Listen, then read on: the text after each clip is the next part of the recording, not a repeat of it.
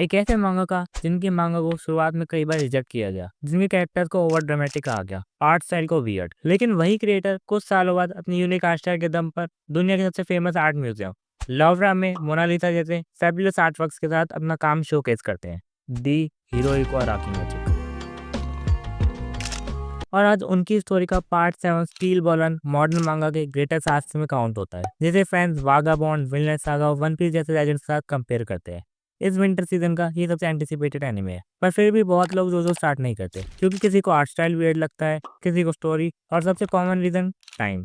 लेकिन सच ये है कि चाहे तुम स्कूल में हो, कॉलेज में या जॉब करते हो, सही बेस पर जोजो को टाइमली कंप्लीट कर सकते हो। और आज की वीडियो में मैं तुम्हें एग्जैक्टली वही बताऊंगा कि तुम्हें क्यों जोजो देखना चाहिए और कैसे तुम जोजो को स्टील बटन से पहले कैचअप कर सकते हो बिना रश किए और पूरी जर्नी एंजॉय करते हुए। तो चलो शुरू करते हैं इस वीडियो को।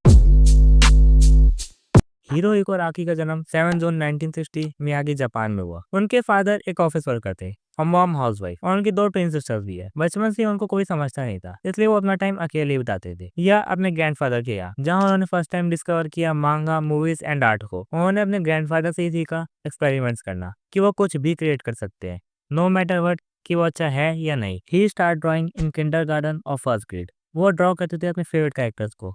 उन्होंने अपनी फर्स्ट मांगा ड्रॉ करी थी 4th ग्रेड में, जब वो बस 8 साल के थे। उनके फ्रेंड ने उन्हें उनकी ड्राइंग के लिए कॉम्प्लीमेंट करा, उन्हें मांगा बनने के लिए कहा, पर उस टाइम मांगा बनना रिस्पेक्टेबल और अच्छा नहीं माना जाता था। इवन उनके फ्रेंड्स तो ये भी कहते थे कि अगर तुम ज्यादा मांगा पढ़ोगे तो तुम बेवकूफ बन जाओगे। पर अराकी सेंसे को ड्राइंग पसंद थी, तो अपने फ्रेंड से छुप कर ड्रॉ करा करते थे। अराकी सेंसे ने जब हाई स्कूल स्टार्ट किया तो उन्हें पता लगा कि उनके स्कूल के पास ही श्वेशा और शोगाकुकान के ऑफिस है। ये वो कंपनीज है जो मांगा पब्लिश करती है अपनी मैगजीन में। अराकी सेंसे ने अपने फर्स्ट ईयर में बहुत सारे वर्क्स भेजे, पर वो सब रिजेक्ट कर दिए गए। पर 1974 में उन्होंने तेजुका अवार्ड्स में अपनी एक वन शॉट बेची, दी बॉटल, और वो नॉमिनेट हो गई, जो उनके लिए एक बहुत बड़ी अचीवमेंट थी, क्योंकि उनकी एज के सभी लोग जितने भी मांगा भेज रहे थे वो सब सिलेक्ट हो रहे थी, पर सिर्फ अराकी सेंसे के मांगा ही रिजेक्ट हो रही थी। तो इस चीज का आंसर जानने के लिए वो 1979 में शोशा के एडिटर के पास गए और उन्हें अपना नया वर्क दिखाया। एडिटर ने फर्स्ट पेज पढ़ते ही बोला, your white outs leak from the page, तुमने इसे ठीक नहीं करा।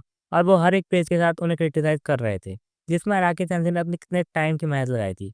वो उन्हें हर पेज पर क्रिटिसाइज करते चले जा रहे थे, इसमें क्या कमी है, इसमें क्या बेकार है, मतलब हर एक पेज में उन्हें सिर्फ क्रिटिसिज्म ही मिल रहा था, जिससे कोई भी फ्रस्ट्रेट हो जाए। लेकिन अराकी सेंसे को पता चल गया कि उनकी शॉर्टकमिंग्स क्या है, तो उन्होंने अपकमिंग तेजुका अवार्ड के लिए उन सब चीजों को फिक्स करने पर ध्यान दिया। इसलिए कुछ मंथ बाद उन्होंने एक और वन शॉट भेजी, नेम्ड पोकर अंडर आर्म्स, जो तेजुका अवार्ड्स में रनर अप तक गई। 1980 में जब उनकी वन शॉट मांगा पोकर अंडर आर्म्स को एक्सेप्ट करा गया, तब उन्होंने फुल टाइम मांगाका बनने का डिसाइड करा, और 1983 में वीकली शोनन जंप में अपनी फर्स्ट मांगा सीरीज करी, कूल चॉक बीटी। 1984 में बाहो द विजिटर एंड गॉर्जियस इरेने, जिससे उन्हें एक डिसेंट रिकग्निशन मिल चुका था, पर अब टाइम था उस मांगा जिसने उन्हें पॉपुलर करा, 1986 जोजोस बिज़ार एडवेंचर।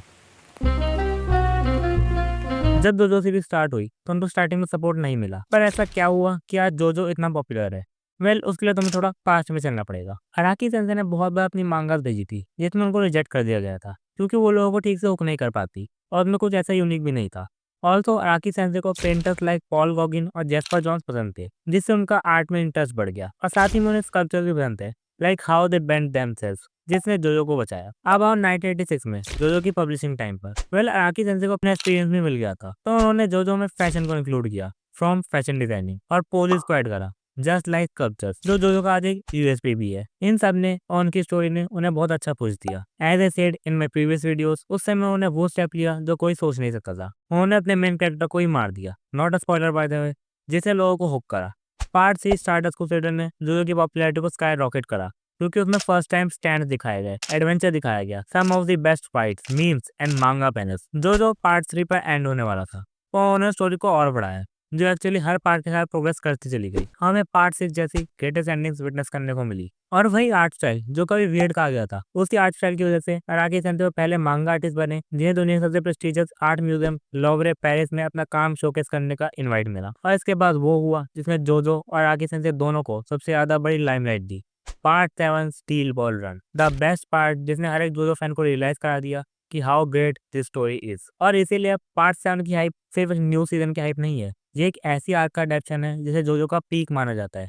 लेकिन स्टील बॉल रन को सिर्फ देखना और उसे फील करना, ये दो अलग चीजें हैं।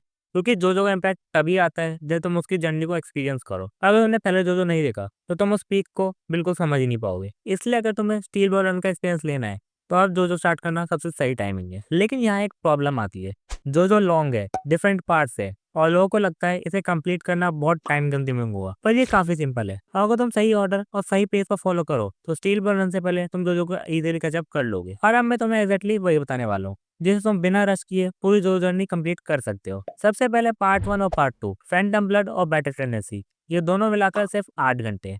मतलब अगर तुम वीकेंड पर 4-5 एपिसोड देखते हो तो 2-3 दिन में तुम दोनों पार्ट्स खत्म कर लोगे। फिर आता है पार्ट 3, स्टारडस्ट क्रूसेडर, ये सबसे लॉन्गेस्ट पार्ट है और इसमें अराउंड 16 घंटे लगते हैं। लेकिन क्योंकि ये एडवेंचर फॉर्मेट में है तो तुम डेली 3-4 एपिसोड देख सकते हो और एक वीक में इसे भी कंप्लीट कर सकते हो। उसके बाद पार्ट 4, डायमंड इज अनब्रेकेबल, जिसका सेकंड हाफ तुम इजीली बिंज वॉच कर दोगे। इसमें टोटल 13 आवर्स लगेंगे, ये भी 4 दिन में इजीली फिनिश हो सकता है। पार्ट 5, गोल्डन विंड और part 6, stone ocean, similar length के है, अराउंड 13 आवर्स। तो अगर रियलिस्टिकली देखा जाए पार्ट 1 से पार्ट 6 का पूरा जोजो एनीमे रफली 63 to 64 आवर्स का है, यानी डेली 3 आवर्स दोगे तो कंप्लीट कर लोगे। वेल, सबकी अपनी स्पीड होती है तो एंजॉय करके देखो। वैसे ही पार्ट 7 वीकली बेसिस पर है तो तब तो कैचअप इजीली कर लोगे। हीरोइक और आकी सेंसे की जर्नी हमें एक सिंपल चीज सिखाती है कि कभी कभी जो चीज दुनिया को बिजार लगती है वही एक दिन मास्टरपीस बन जाती है। एक इंट्रोवर्टेड आर्टिस्ट जिसे कभी रिजेक्ट किया गया, जिनका आर्ट स्टाइल कभी समझा नहीं गया, वही क्रिएटर आज मांगा हिस्ट्री के ग्रेटेस्ट आर्क्स में से एक क्रिएट करते हैं। स्टील बॉल रन सिर्फ एक और जोजो पार्ट नहीं है, ये सालों की मेहनत और एक्सपीरियंस का रिजल्ट है। और अगर तुमने अब तक जोजो स्टार्ट नहीं किया तो शायद यही सही मोमेंट है उस जर्नी को एक्सपीरियंस करने का जिसे आकी सेंसे ने इतने सालों में बिल्ड किया है। क्योंकि जोजो सबके लिए नहीं है, लेकिन जिनके लिए है उनके लिए और कोई वैसा एनिमे नहीं है। अगर तुम जोजो स्टार्ट करने वाले हो, ये ऑलरेडी देख चुके हो, तो कमेंट में जरूर बताना तुम्हारा फेवरेट पार्ट और स्टैंड कौन सा है। और अगर तुम्हारे किसी फ्रेंड ने अभी तक जोजो स्टार्ट नहीं किया तो ये वीडियो उसे जरूर शेयर करना, हो सकता है कि इससे उसकी भी जोजो जर्नी स्टार्ट हो जाए। तब तक मैं मिलता हूँ तुमसे किसी और नई वीडियो में।